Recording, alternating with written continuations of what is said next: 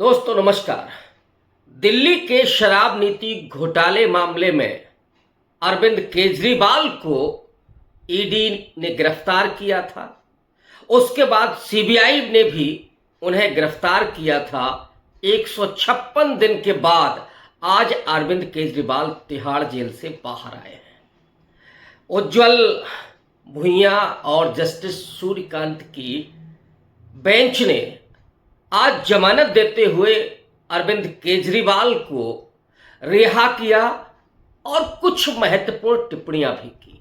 मैं उन टिप्पणियों की भी बात करूंगा और अरविंद केजरीवाल के तिहाड़ जेल से बाहर आने के क्या राजनीतिक मायने हैं इस पर भी चर्चा करूंगा। एक बड़े सवाल को मैं आज डिस्कस करने जा रहा हूं।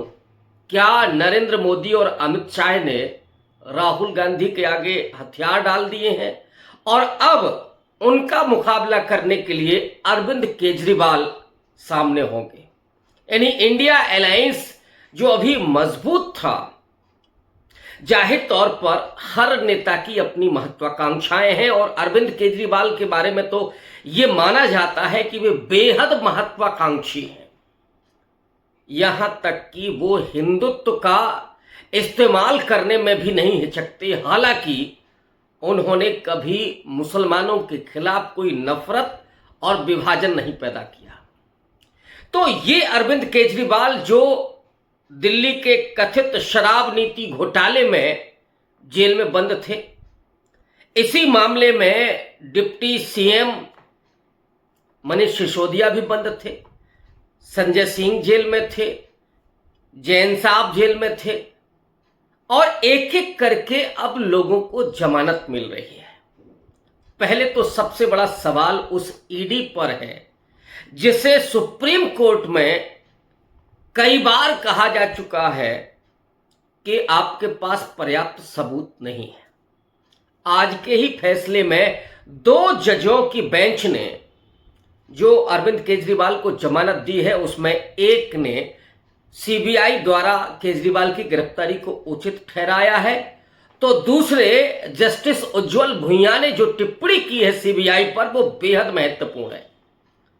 उज्ज्वल भुइयां ने कहा है कि सीबीआई को यह तय करना है कि वो पिंजरे में बंद तोता रहेगी या इस धारणा को तोड़ेगी। जस्टिस भुइयां ने यह भी कहा कि जमानत एक प्रक्रिया है और जेल एक अपवाद है। कोई खतरा नहीं है अरविंद केजरीवाल की वजह से, इसलिए उन्हें जमानत मिलनी चाहिए। लेकिन यह सिर्फ एक घटनाक्रम है, इसके राजनीतिक मायने क्या है? अभी हरियाणा में चुनाव होने जा रहा है। हरियाणा में कांग्रेस पार्टी और आम आदमी पार्टी के बीच गठबंधन की खबरें आई थी, बाद में मामला नहीं बना। हरियाणा में कांग्रेस पार्टी अपर हैंड पर है। राहुल गांधी ये चाहते थे कि आम आदमी पार्टी के साथ तालमेल बने, 4-5 सीटें देकर के आपको साथ में लिया जाए, इंडिया अलायंस को मजबूत दिखाया जाए। राहुल गांधी इस समय सबसे ज्यादा इस बात पर जोर दे रहे हैं कि इंडिया अलायंस किसी भी तरीके से इंटैक्ट रहना चाहिए और ये वो समझ है, वो सोच है जो राहुल गांधी फ्यूचर में देख रहे हैं कि आने वाले वक्त में ये सरकार जाएगी। 2-2 बैसाखियों के सहारे नरेंद्र मोदी कब तक आखिर खड़े रह सकेंगे? कन्फ्लिक्ट पैदा होने ही है। कुछ विश्लेषक तो यहां तक मान रहे हैं कि जो अगले 4 विधानसभा के चुनाव हैं, फिलहाल 2 हैं, लेकिन उसके बाद महाराष्ट्र और झारखंड में चुनाव होने हैं। इन चारों के जो नतीजे आएंगे वो नतीजे इस सरकार के रहने या जाने को तय करेंगे। हालांकि नरेंद्र मोदी ने इस बात को भांप लिया है और इसीलिए वो चुनाव मैदान से गायब हैं। नरेंद्र मोदी ने आरएसएस को आगे कर दिया है। वो आरएसएस जो नरेंद्र मोदी के ब्रांड को और हिंदुत्व के एजेंडे को यह कह चुका है कि अब इनसे चुनाव नहीं जीते जा सकते। वही आरएसएस जिसके बारे में जेपी नड्डा ने चुनाव के बीच में कहा था कि अब हमें उनकी जरूरत नहीं है, वही आरएसएस जो मोहन भागवत उसके चीफ हैं, वो कई बार नरेंद्र मोदी पर बड़े सवाल खड़ चुके हैं और कई तल्ख टिप्पणियां भी कर चुके हैं। उन्होंने तो नरेंद्र मोदी द्वारा दिए गए कि मैं भगवान का रूप हूं उसकी भी आलोचना की, उस बयान की, और सुपरमैन कह करके भी कई बार उन्होंने आलोचना की है। लेकिन नरेंद्र मोदी क्या इसके बावजूद बच पाएंगे? अगर कोई ये कहेगा कि साहब मोदी जी का पोस्टर नहीं है हरियाणा में या महाराष्ट्र में और चुनाव वहां बीजेपी हारती है, तो इसका ठीकरा किसके सिर पर फूटेगा? क्या आरएसएस के सिर पर फूटेगा? ऑब्वियस है कि आरएसएस थोड़ा अपने ढंग से काम करेगा तो वो जो उसका कैडर है उसको एक्टिव करेगा, लेकिन हार जीत का ठीकरा तो नरेंद्र मोदी के ही सिर पर फूटने वाला है। अगर आप जीत की मालाएं पहनेंगे तो फिर हार का टीका किसको लगेगा? ये एक बचने का रास्ता मोदी जी निकाल चुके हैं। आप इसको इस रूप में भी कह सकते हैं कि मोदी जी ने आरएसएस के सामने हथियार डाल दिए हैं। हालांकि मैं इस बात को नहीं मानता कि आरएसएस के आगे नरेंद्र मोदी ने हथियार डाल दिए। ये एक रणनीति है, मोदी जी अपने बचाव का रास्ता निकाल रहे हैं। लेकिन असली जो मुद्दा है वो है अरविंद केजरीवाल बाहर आने के बाद क्या करेंगे, और जो राहुल गांधी इस समय मेन स्ट्रीम पॉलिटिक्स में है और केंद्रीय आकर्षण है इस समय वो देश के लोगों का। अमेरिका जब वो गए थे 3 दिन तक अमेरिका में जो उन्होंने भाषण दिए उसको लेकर के भी इस देश में हंगामा हुआ। बीजेपी ने उन्हें ट्रोल किया, घेरा, तमाम लांछन लगाए। बावजूद इसके राहुल गांधी की लोकप्रियता बढ़ रही है लोगों के बीच में, वो विश्वसनीयता कम नहीं हो रही है। ऐसे में एक दो विश्लेषक ये कह रहे हैं कि अरविंद केजरीवाल की जमानत और उनका तिहाड़ जेल से बाहर आना ये ऐसे वक्त में हो रहा है जब राहुल गांधी को नहीं रोका जा रहा है। मोदी और शाह ने राहुल गांधी की लोकप्रियता और पॉलिटिक्स के आगे हथियार डाल दिए।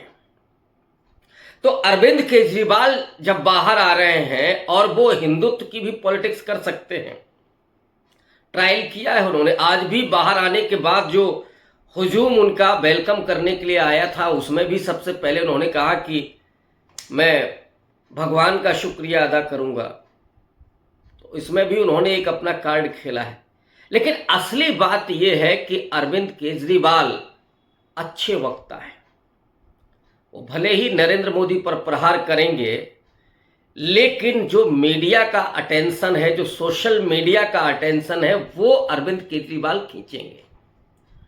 अरविंद केजरीवाल अच्छे वक्ता होने के कारण उनका भाषण ज्यादा लोगों तक पहुंच सकता है। लेकिन राहुल गांधी की क्या लोकप्रियता पर या राहुल गांधी की विश्वसनीयता पर इससे कोई प्रभाव पड़ेगा?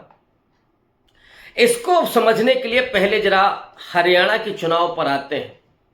हरियाणा के चुनाव में आम आदमी पार्टी सभी सीटों पर प्रत्याशी उतारने जा रही है।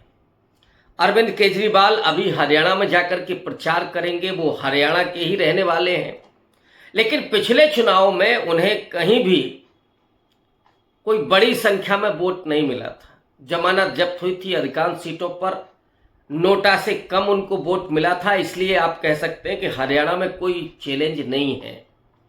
अरविंद केजरीवाल और राहुल गांधी जिस वक्त पहुंचेंगे तो किसानों का आंदोलन है, महिला पहलवानों का आंदोलन है, और कांग्रेस पार्टी की जो मजबूती है जिसमें राहुल गांधी, प्रियंका गांधी, मल्लिकार्जुन खड़गे जैसे शख्स होंगे, और जब ये लोकप्रिय नेता चुनाव में कैंपेन करने जाएंगे तो कांग्रेस पार्टी को बड़ी मजबूती मिलेगी। मैं समझता हूं कि हरियाणा में केजरीवाल बहुत कुछ करने नहीं जा रहे हैं और हरियाणा में कांग्रेस पार्टी को कोई खास वो असर नहीं कर सकते हैं, और बीजेपी को केजरीवाल के जरिए कोई खास फायदा नहीं होने जा रहा है। लेकिन असली जो मकसद है वो है कि इंडिया अलायंस इंटैक्ट रह सकता है कि नहीं रह सकता है। इंडिया अलायंस के भीतर भी दो गुट माने जा रहे हैं। एक गुट केजरीवाल, ममता बनर्जी और अखिलेश यादव का है। दूसरे में आप कह सकते हैं कि कांग्रेस पार्टी, उधर शरद पवार और भी, हालांकि हर राजनीतिक दल और हर नेता की अपनी महत्वाकांक्षाएं, लेकिन जो सबसे बड़ी चीज है जो गौर करने वाली है वो वही कि अरविंद केजरीवाल एक अच्छे वक्ता है। जब वो चौथी फेल राजा की कहानी सुनाएंगे, वो भले ही अटैक नरेंद्र मोदी को कर रहे होंगे, लेकिन उसका असर सोशल मीडिया पर होगा और लोग अरविंद केजरीवाल को देखना शुरू करेंगे। राहुल गांधी बेहद वस्तुनिष्ठ ढंग से बात रखते हैं, बहुत प्रभावशाली तरीके से बात रखते हैं, लेकिन वो लच्छेदार भाषा में बात नहीं कर पाते। राहुल गांधी जितनी अच्छी अंग्रेजी में बात रखते हैं, उतना लच्छेदार वो हिंदी में बात नहीं रख पाते। दरअसल राहुल गांधी का जो कमिटमेंट है दलितों, पिछड़ों, आदिवासियों को लेकर के, अल्पसंख्यकों को लेकर के, वहां कई बार वो इमोशनल भी होते हैं और एग्रेसिव भी होते हैं। नाटकीयता नाम की कोई चीज राहुल गांधी के यहां नहीं है। अरविंद केजरीवाल के बारे में सब जानते हैं कि वो नरेंद्र मोदी को अभिनेता में बहुत अच्छे से टक्कर दे सकते हैं और बेहद कूटनीतिक हैं। जो नरेंद्र मोदी के भीतर की काबिलियत है, नरेंद्र मोदी के जो जिस तरह के सपने, जिस तरह की महत्वाकांक्षाएं हैं, वही अरविंद केजरीवाल की भी है। एक जो तानाशाही प्रवृत्ति है वो अरविंद केजरीवाल में भी है और केजरीवाल नई ऊंचाइयां छूना चाहते हैं, नए रिकॉर्ड बनाना चाहते हैं। और दूसरी तरफ राहुल गांधी हैं जो सत्ता परक राजनीति नहीं करना चाहते, वो बदलाव की राजनीति करना चाहते हैं, वो सत्य के लिए राजनीति करना चाहते हैं, वो सामाजिक न्याय की राजनीति करना चाहते हैं। इस देश में जो आर्थिक असमानता की खाई चौड़ी होती जा रही है, इस देश में जो भय व्याप्त हो गया है, कभी लिंचिंग के जरिए, कभी लोगों को पीट करके, कभी महिलाओं से रेप के जरिए, जलते हुए मणिपुर को देख करके जो भय व्याप्त हुआ है और जिस तरह के नफरत के भाषण चल रहे हैं, तो उस भय को निर्मूल करने के लिए राहुल गांधी राजनीति कर रहे हैं। प्रेम, नैतिकता और सौहार्द की राजनीति कर रहे हैं। जबकि हम लोग जानते हैं कि राजनीति में ये एक तरह से कमजोर मूल्य होते हैं राजनीति के लिए, जिसको चुनावी राजनीति हम लोग कहते हैं। लेकिन असल में यही राजनीतिक मूल्य होते हैं समाज को बेहतर बनाने वाले, समाज में सौहार्द, प्रेम, नैतिकता और शांति पैदा करने वाले, यही असली मूल्य होते हैं। लेकिन हम लोग जानते हैं कि विडंबना है कि राजनीति इनके जरिए नहीं होती। राजनीति आजकल खास करके मोदी युग में झूठ, छल, कपट, सीनाजोरी, डराना, धमकाना, खरीदना, इसकी राजनीति, केंद्रीय एजेंसियों का दुरुपयोग करना, इस सब की राजनीति हो गई। ऐसे में राहुल गांधी की राजनीति कितनी टिकाऊ होगी और अरविंद केजरीवाल क्या राहुल गांधी की राजनीति को काउंटर करेंगे? क्या वो ज्यादा मुठभेड़ करेंगे मोदी और शाह से? एक अच्छी भाषा उनको आती है। तो क्या इस रिहाई, इस जमानत का ये भी मकसद है कि बाहर आने के बाद अरविंद केजरीवाल जो विपक्ष में अभी राहुल गांधी एक केंद्रीय व्यक्तित्व होकर के उभरे हैं, वो यहां एक और समानांतर एक पर्सनालिटी खड़ी होगी? अगर ऐसा होता है और अगर ये, और केजरीवाल के बारे में ज्यादातर लोग कहते हैं कि केजरीवाल किसी की परवाह नहीं करते।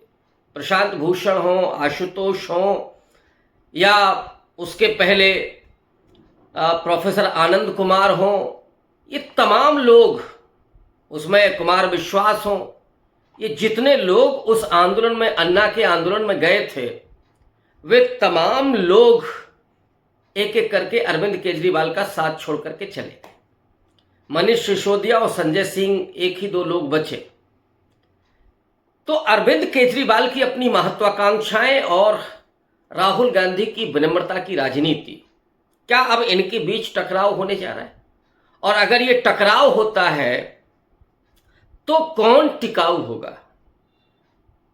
मेरा यह मानना है कि राहुल गांधी की राजनीति भले ही वो नैतिक मूल्यों के जरिए हो रही है, जिसको हम लोग राजनीति में कमजोर मूल्य कहते हैं, भले ही वो सत्य और ईमानदारी के मूल्यों के आधार पर, जैसे आप आदर्श कहते हैं, और एक तरह से उनको हवा में उड़ा देते हैं, क्योंकि राजनीति तो बड़ी बेरहम होती है। राजनीति में लगातार शाह और मात का गेम होता है। राजनीति में दूसरी पार्टी से ही नहीं लड़ा जाता, अपने अंदर भी लड़ा जाता है। और ये सब जानते हैं कि अरविंद केजरीवाल ने किन लोगों को बाहर करके एक छत्र शासन स्थापित किया अपनी पार्टी में। नरेंद्र मोदी ने भारतीय जनता पार्टी के कितने बड़े बड़े दिग्गजों को ठिकाने लगाया, किनारे लगाया। सुब्रमण्यम स्वामी से आप बार बार सुनते हैं, कितने सारे विकेट गिरा दिए नरेंद्र मोदी ने। तो वो, इसीलिए मैं कह रहा हूं कि राजनीति बड़ी बेरहम होती है। राहुल गांधी के साथ एक, आप कह सकते हैं कि अच्छी बात है, या एक उन्हें ये मिला हुआ है, गॉड गिफ्टेड आप कह लें, कि वो उस गांधी परिवार से आते हैं और कांग्रेस में जो सर्वसम्मति से नेता है। भले ही मल्लिकार्जुन खड़गे जी राष्ट्रीय अध्यक्ष हों, लेकिन नेता तो राहुल गांधी हैं। राहुल गांधी लीड कर रहे हैं, राहुल गांधी नैरेटिव सेट कर रहे हैं, राहुल गांधी एजेंडा सेट कर रहे हैं, राहुल गांधी ही कांग्रेस की राजनीति को एक स्वरूप दे रहे हैं। तो राहुल गांधी क्या अरविंद केजरीवाल के सामने टिकेंगे? मुझे लगता है कि अरविंद केजरीवाल की जो पॉलिटिक्स है वो हिंदुत्व की लाइन पर जाने वाली है। आप उसको सॉफ्ट हिंदुत्व कहें, लेकिन उसमें किसी समुदाय के खिलाफ नफरत नहीं है, इसलिए मैं साफ कर रहा हूं उसको। जबकि राहुल गांधी की जो पॉलिटिक्स है वो सामाजिक न्याय की पॉलिटिक्स हो गई है, और दलित, पिछड़े और आदिवासियों की जो उनके अधिकारों, आरक्षण, संविधान को लेकर के जो राजनीति है, वो राजनीति ज्यादा टिकाऊ होगी। और अगले, मैं तो देखता हूं कि राहुल गांधी की राजनीति सिर्फ वर्तमान के लिए नहीं, अगले 25 वर्ष के लिए राजनीति हो रही है। और इसलिए अरविंद केजरीवाल का बाहर आना इंडिया अलायंस को मजबूत ही करेगा। वो इंडिया अलायंस के बीच कोई भेद नहीं, कोई अंतर्कलह नहीं पैदा करने जा रहा है, और इसलिए मुझे लगता है कि ये दुरुस्त है।